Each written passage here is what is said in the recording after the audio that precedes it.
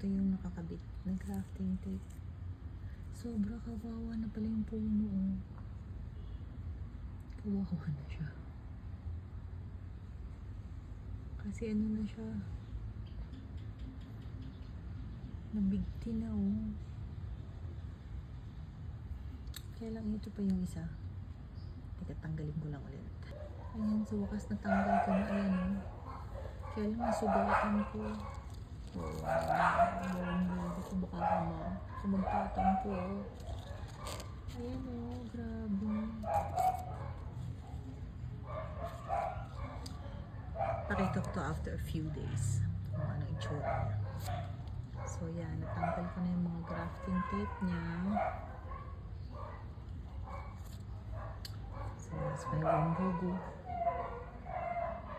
Grafting tape remove. June 24, 2026.